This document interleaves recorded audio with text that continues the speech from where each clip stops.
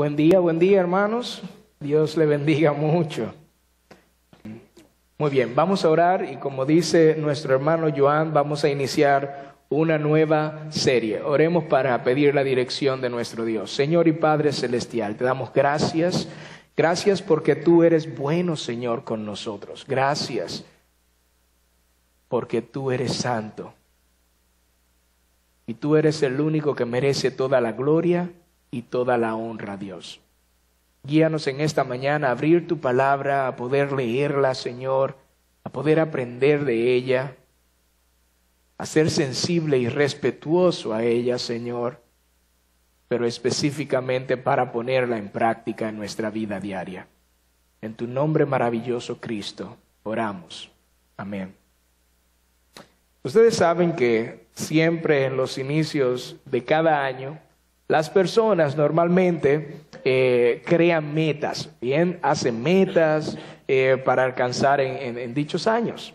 Ir al gimnasio, hacer dietas, estudios, proyectos, entre un montón de cosas que ustedes puedan imaginar. La idea es, se llenan de actividades para ese año. Pero todas estas actividades pueden, hermanos míos, ser buenas para todos nosotros. Bien, pueden ser muy buenas para todos nosotros. Sin embargo, una determinación en eso, si no hay una determinación en lo que nosotros hacemos, ¿saben qué? Se vuelve absurdo, ¿sí? Se vuelve sin sentido eso que nosotros vamos a hacer. Así que cuando nosotros hacemos metas, es para alcanzar algo, ¿no? Si no tiene una determinación cada una de estas cosas, entonces se vuelve absurdo. Si vamos al gimnasio o hacemos dietas o estudios o proyectos, siempre es para alcanzar un fin. Habíamos hablado en la serie pasada de cómo nosotros debemos aprovechar bien el tiempo. Y recuerden que no era solamente tener un buen programa de horas al día. Ustedes recuerdan muy bien eso. Sino de cómo la voluntad de nuestro Dios entonces es cumplida a través de este programa diario en nuestra vida, sea cual sea. Usted puede programarse y organizar sus horas durante el día como le alcancen las 24 horas. Pero aprovechar bien el tiempo se trata de cómo hacemos la voluntad de Dios a través de todo este programa que nosotros hacemos en nuestros días. En el día de hoy, entonces, vamos a tratar del por qué existimos y cómo eso tiene una relación con el propósito que nosotros tenemos. Muchos de ustedes conocen nuestra declaración de propósito, ¿no? ¿Y qué es lo que dice nuestra declaración de propósito aquí en Vida Nueva? Que nosotros existimos para glorificar a Dios, haciendo discípulos que sirvan a Jesús, extendiendo el Evangelio desde nuestra comunidad hasta lo último de la tierra. Bueno, esta es nuestra declaración de propósito. Y yo quiero comenzar esta serie tratando esta primera parte. Existimos para. Nosotros hablaremos de nuestra existencia, cómo nuestra existencia y todo lo demás tiene que ver con alguien.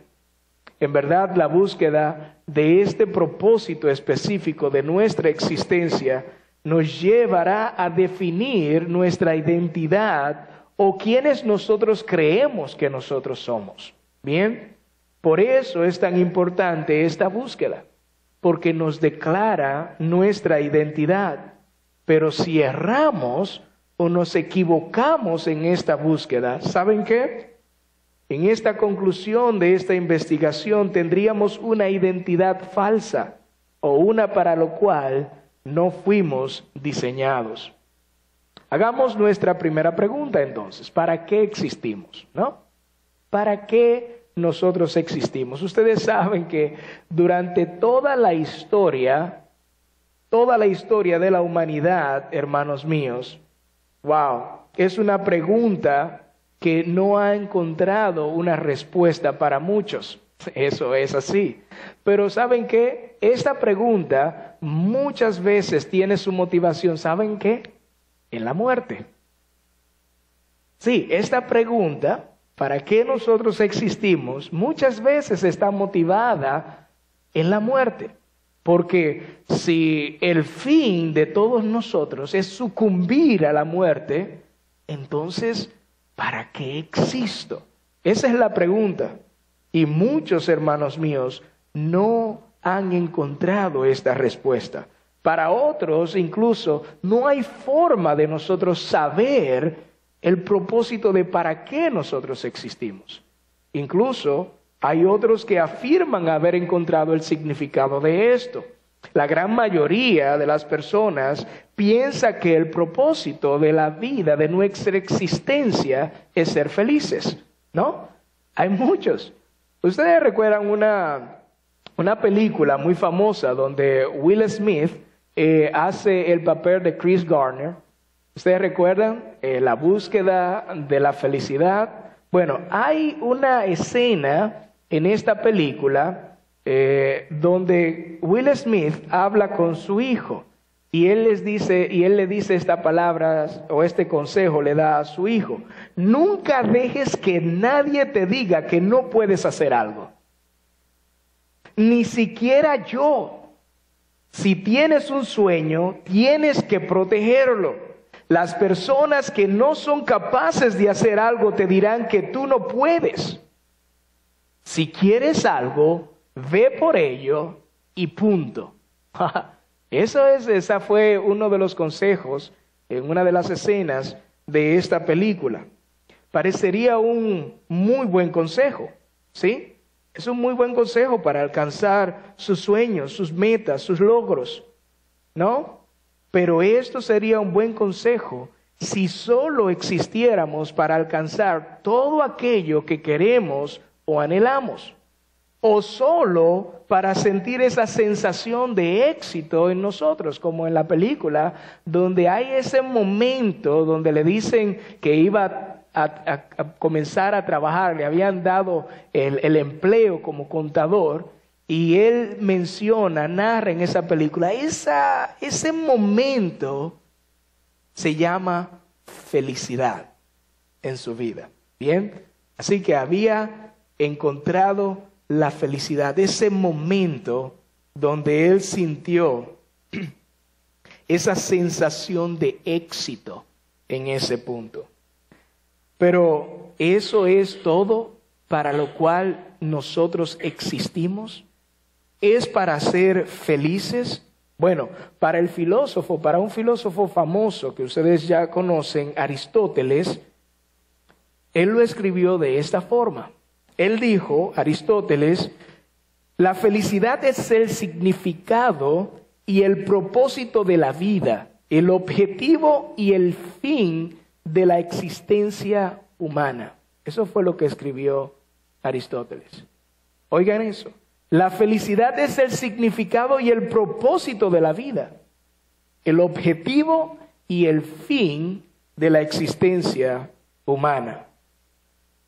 Por otro lado, Salomón escribió: vanidad de vanidades, todo es vanidad. Vamos a leer Eclesiastés y vamos a escuchar algunas cosas de lo que dice Salomón cuando escribe en el capítulo 1, el verso 3 y 4, diciendo: ¿qué provecho recibe el hombre de todo el trabajo con que se afana bajo el sol? Una generación va y otra viene, mas la tierra permanece. En el verso 8 dice: todas las cosas son fatigosas, el hombre no puede expresarlas, no se sacia el ojo de ver, ni se cansa el oído de oír. El versículo 16 y 18, ustedes pueden leer el capítulo completo luego. El versículo 16 al 18 dice: yo me dije, he aquí, yo he engrandecido y aumentado la sabiduría más que todos los que estuvieron antes de mí sobre Jerusalén. Mi corazón ha contemplado mucha sabiduría y conocimiento. Y apliqué mi corazón a conocer la sabiduría y a conocer la locura y la insensatez. Me di cuenta de que esto también es correr tras el viento.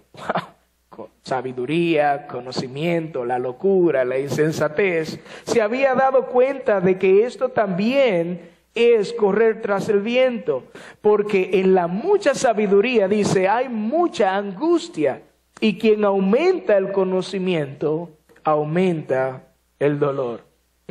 Estas palabras de este rey no parecen dar mucho aliento, pero tampoco parecen palabras que suenan optimistas, ¿no? No vislumbran ningún aspecto favorable para nosotros, pues parece que nada en la vida tiene un provecho o sentido. Tal vez estos no son textos, hermanos míos, que nosotros vamos a compartir con nuestros hijos cuando nuestros hijos no saben qué estudiar o qué hacer con sus vidas, ¿no? Parecería que no son buenos textos para compartir con ellos. Pero escuchen muy bien, una vez estaba en un concho, en un carro público, ¿no? Estaba en este carro y había una conversación cuando yo entré. Y la conversación se trataba acerca de la lotería, del loto, ¿bien? Y bueno, hay 100 y pico de millones de pesos allá. ¡Wow! ¿Qué yo haría con esos 100 y pico de millones de pesos? Esa era la conversación cuando yo entré al carro allá. Y bueno, yo me compraría esto y esto y esto y ayudaría a fulano. De verdad, sería el hombre más feliz de la vida, dijo el Señor. A lo que uno de los que estaba ahí en el carro dijo, hermano mío, el dinero no te va a dar la felicidad. Interesante. El dinero no te va a dar la felicidad. Pero ¿saben lo que él le respondió? Fue interesante lo que él le respondió. Bueno, puede ser, pero me gustaría averiguarlo por mí mismo y después yo te digo. Fue interesante esa conversación, ¿no? Muy interesante. Miren, parece que Salomón, en un sentido, él tenía toda esa sabiduría y todo ese conocimiento que Dios le había ofrecido a Salomón, pero él, en un sentido, también. Déjame yo averiguarlo por mí mismo. Así que él siguió escribiendo también. En el capítulo 2, él siguió diciendo, en el versículo 1 y 3, entonces me dije, el versículo 1 del capítulo 2, me dije, ven ahora, te probaré con el placer, diviértete. Y he aquí también esto era vanidad. Dije, de la risa es locura y del placer, ¿qué logra esto? Consideré en mi mente cómo estimular mi cuerpo con el vino, mientras mi mente me guiaba con sabiduría, y cómo echar mano de la insensatez, hasta que pudiera ver qué hay de bueno bajo el cielo que los hijos de los hombres hacen en los contados días de su vida. Esto se lo propuso.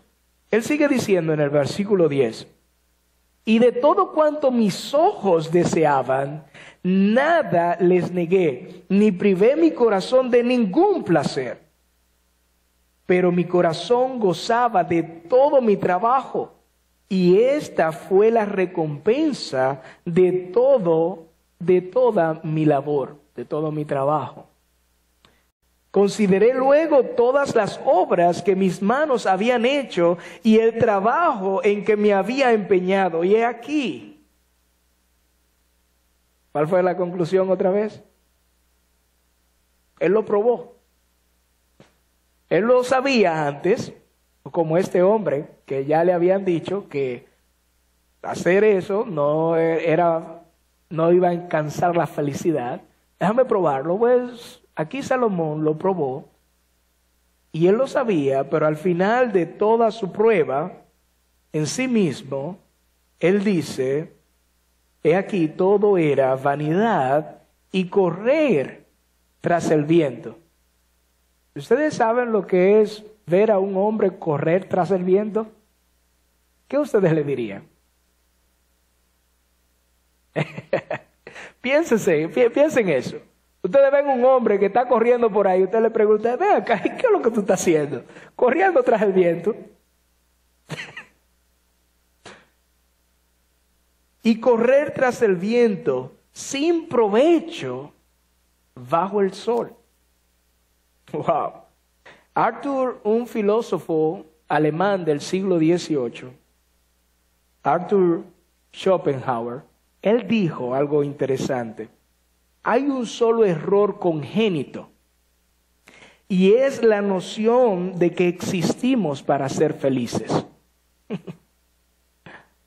Hay un solo error congénito que todos nosotros tenemos, y es esa noción, es esa idea de que nosotros existimos para ser felices. Entonces, si la única recompensa que yo tengo de lo que deseo y de los placeres es el gozo que se siente en nuestro corazón, según el rey Salomón, de toda nuestra labor que podamos nosotros hacer, y que al fin de todo esto no hay provecho debajo del sol, y de que es un error creer de que yo existo para ser feliz, según este filósofo alemán, ¿cuál es el sentido de mi existir? Para encontrar esta respuesta, toda búsqueda, hermanos míos, debe iniciar y terminar con Dios. El apóstol Juan creía esto cuando escribió estas palabras en Apocalipsis, al final de ese libro, Apocalipsis capítulo 22, verso 13. Él afirma esta declaración de nuestro Dios. Él dice, yo soy el alfa y la omega, el primero y el último, el principio y el fin. Para que ustedes entiendan, el alfa y el omega alfa era la primera letra del alfabeto en griego y la omega era la última. ¿Bien? Así que no hay nada detrás del alfa, ni no hay nada después de la omega. Dios es todo el inicio y es todo el fin. No hay nada fuera de Él. ¿Comprenden eso? No hay nada. Él es el primero y el último. Él es el principio y el fin. Así que toda nuestra búsqueda para nosotros encontrar el significado, el propósito de nuestro existir, de nuestra existencia, debe iniciar nuestra búsqueda con Dios y terminar en Él. Si no, buscaremos en cualquier otra vocal del alfabeto y no encontraremos la respuesta, perdón. Escuchen lo que dijo Bertrand Russell. Él dijo, a menos de que se dé por hecho la existencia de Dios, la búsqueda del propósito del vivir no tiene sentido. Termina la cita. En un libro muy famoso llamado Una vida con propósito, de Rick Warren, él escribió y dice, el propósito de tu vida excede en mucho a tus logros, a tus propios logros, a tu tranquilidad o incluso a tu felicidad. Es mucho más grande que tu familia, tu carrera o aun que tus sueños y anhelos más vehementes, dice él. Si deseas saber por qué te pusieron en este planeta, debes empezar con Dios. Debes empezar con Dios. Y tiene mucha razón. El libro esta vida con propósito tiene mucha razón. El propósito de nuestro existir comienza con Dios. El científico Stephen Hawking, interesante, el ateo Stephen Hawking, él escribió esto. Escuchen muy bien. Si halláramos la respuesta al porqué de nuestra existencia, recuerden que este hombre no creía en Dios. Si halláramos la respuesta al porqué de nuestra existencia y la del universo, sería el triunfo final para la razón humana, dice él. Sería el triunfo final para la razón humana. Más adelante dice, porque entonces conoceríamos la mente de Dios. Recuerden que él no creía en Dios, así que en un término jocoso, ¿bien?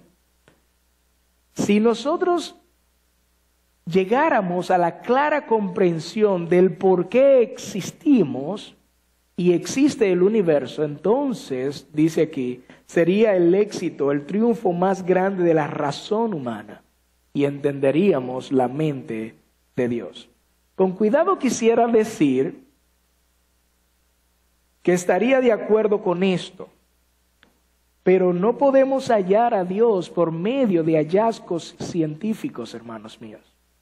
No podemos hallar a Dios por medio de hallazgos científicos, aunque estos nos muestren con claridad el tremendo poder de Dios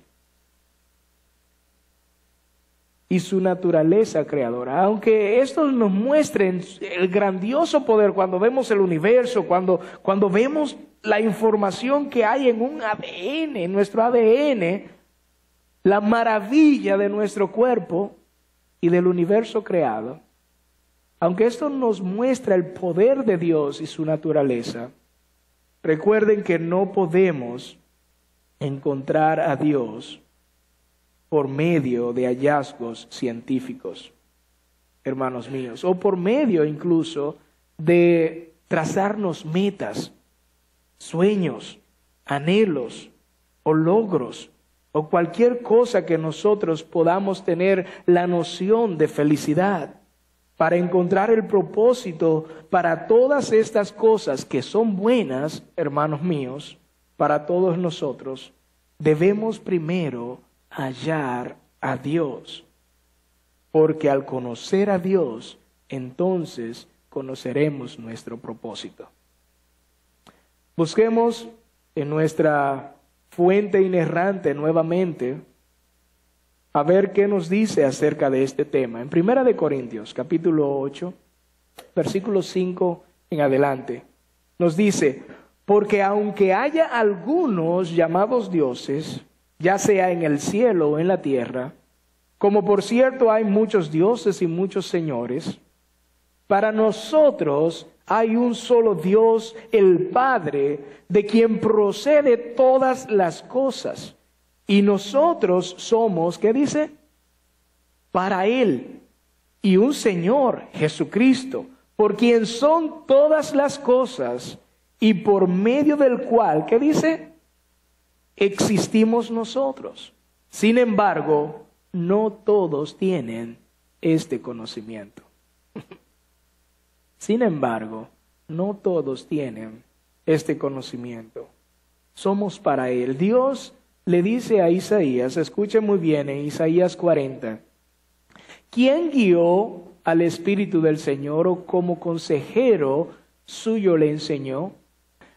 ¿A quién pidió consejo y a quién le dio entendimiento? ¿Quién le instruyó en la senda de la justicia, le enseñó conocimiento y le mostró el camino de la inteligencia?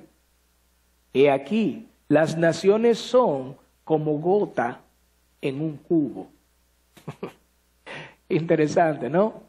El apóstol Pablo va a decir esto, pero tal vez con palabras un poco más sencillas. Escuchen muy bien cómo el apóstol Pablo habla acerca de este capítulo 40 en Romanos capítulo 11. Romanos dice, oh profundidad de las riquezas y de la sabiduría y del conocimiento de Dios.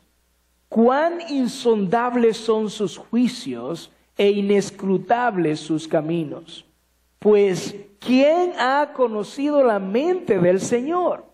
¿O quién llegó a ser su consejero? ¿O quién le ha dado a él primero para que él tenga que recompensar? Porque de él, miren estos prefijos, porque de él, por él y para él son todas las cosas. A él sea la gloria para siempre. Amén. A él sea la gloria para siempre.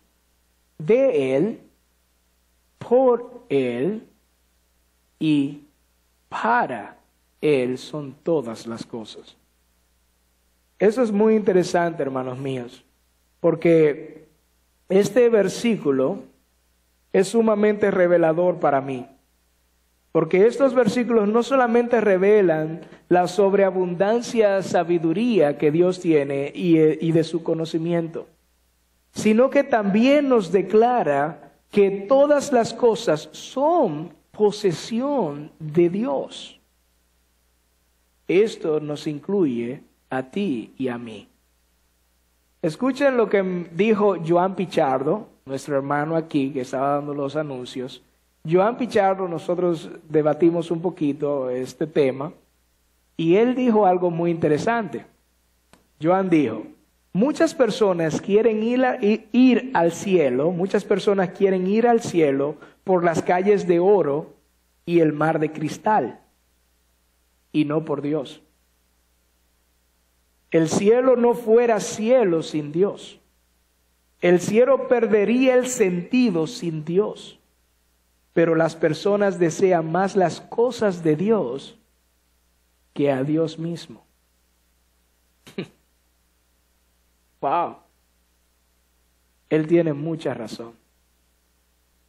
Filipenses capítulo 1, versos 23 y 24 dice, el apóstol Pablo estaba en una situación difícil en decidir. Él dice, pues de ambos lados me siento apremiado, teniendo el deseo de partir y estar con Cristo, pues eso es muchísimo mejor, y sin embargo, continuar en la carne es más necesario por causa de vosotros. Algunas personas desean que el Señor se las lleve rápido. ¿Se han conocido a eso? Hay 2 o 3 profetas también que querían eso. Llévame rápido. Dios, yo no me voy a matar, pero llévame. Ya está bueno, hombre. Estoy cansado. Llévame, Dios. Hay mucho, aún en la Biblia ustedes pueden encontrar algunas personas, y he escuchado 2 o 3 hermanos también decir, ya yo estoy esperando que el Señor me lleve. Pero escuchen muy bien, hermanos míos.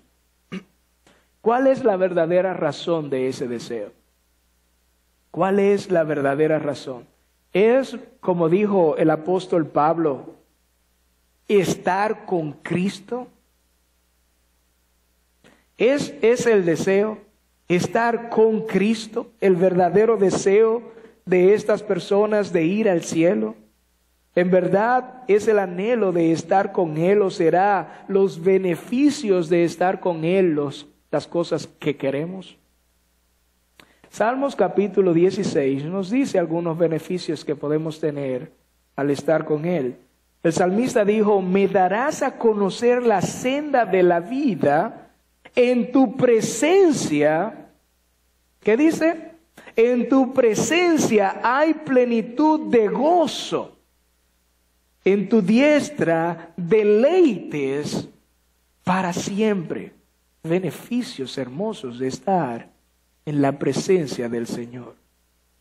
En otros mensajes les había enseñado lo que Jesús mismo afirmó sobre cuál es el verdadero significado de la vida eterna. La vida eterna no solamente significa perpetuidad, hermanos míos. No solo significa que seremos inmortales. La vida eterna es muchísimo más que eso. Jesús mismo lo declara. En Juan capítulo 17, verso 3, Él define la vida eterna. Y Él dice, Jesús mismo dice, no es que van a vivir o serán inmortales, no van a morir jamás. ¿Qué es lo que Jesús dice aquí? Y dice, y esta es que la vida eterna, que te conozcan a ti, el único Dios verdadero, y a tu Hijo y a Jesucristo, a quien has enviado. ¿Qué significa eso? Ahora, la vida eterna no es específicamente llegar a ser inmortal, no morir nunca más. Bueno, no solamente es eso lo que significa. No solamente la inmortalidad es un beneficio, hermanos míos.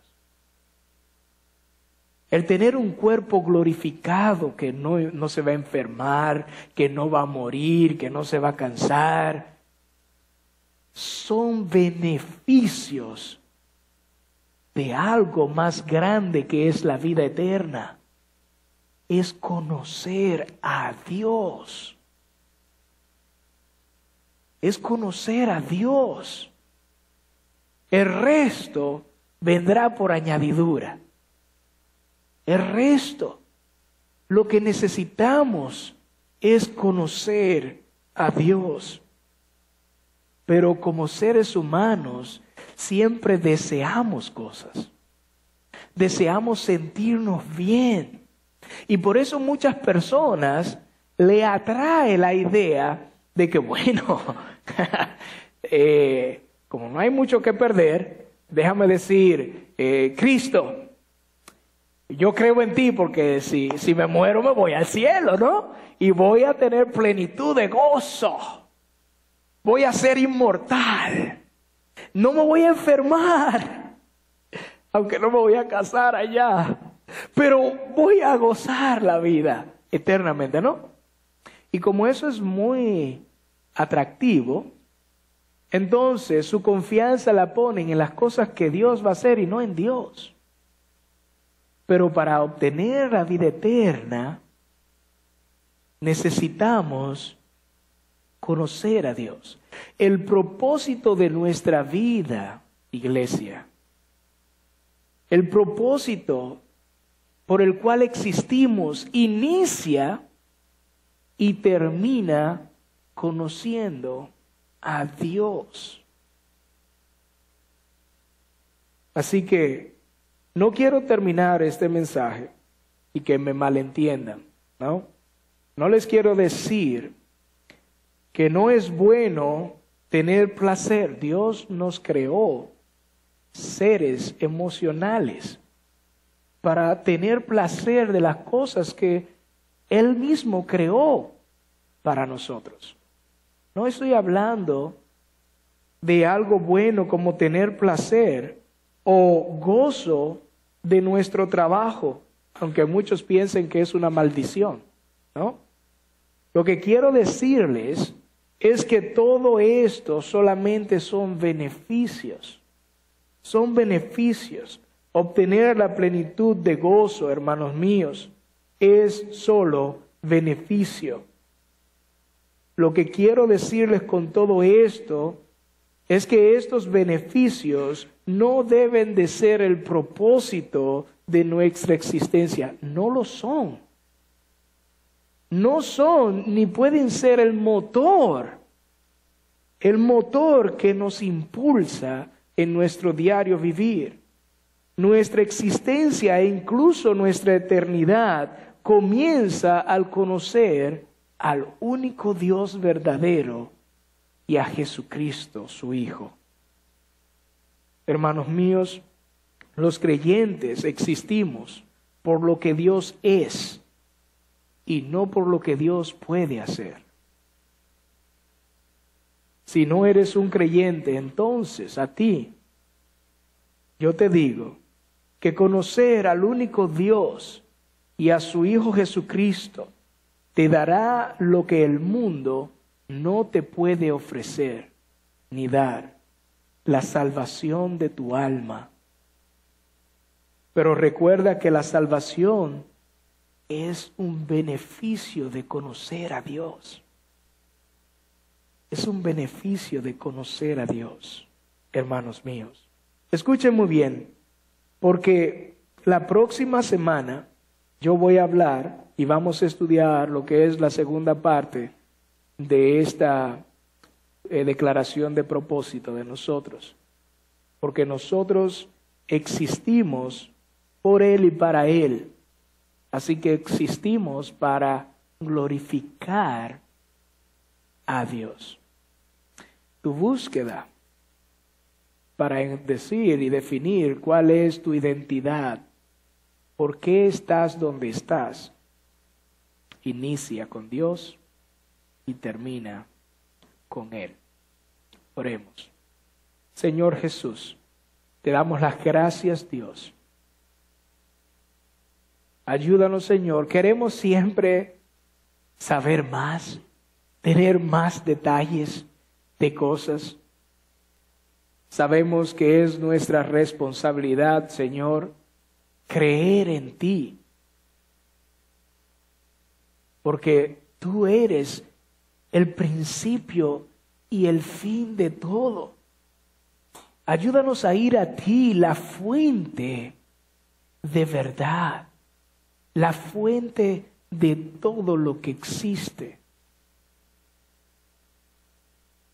La fuente, Señor, porque tú sustentas todas las cosas. Guíanos a conocerte más. Nuestra identidad está al conocerte a ti. El apóstol Juan dijo claramente en su primer capítulo de su carta, él dijo, Señor, que aquellos que creen en ti, aquellos que te han recibido, que creen en tu nombre, les has dado la potestad, el derecho de ser llamados hijos tuyos. Esa es la identidad de aquel que te conoce verdaderamente, Dios. Aquel que cree en ti. Su identidad es un hijo de Dios. Guíanos, Señor, a poder creer en ti.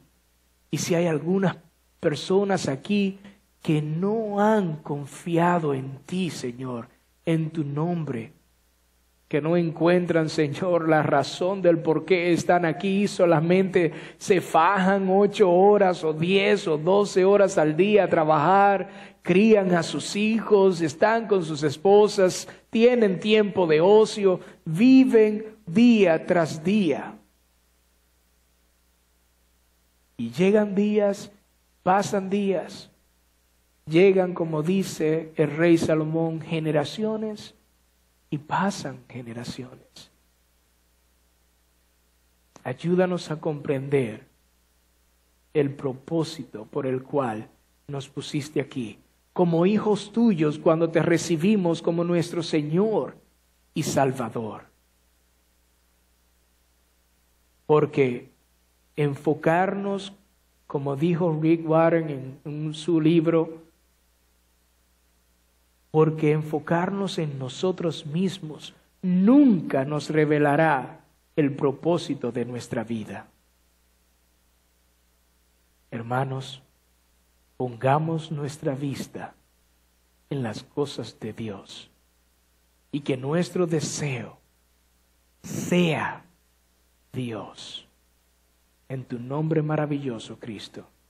Amén y amén. Dios le bendiga, hermanos.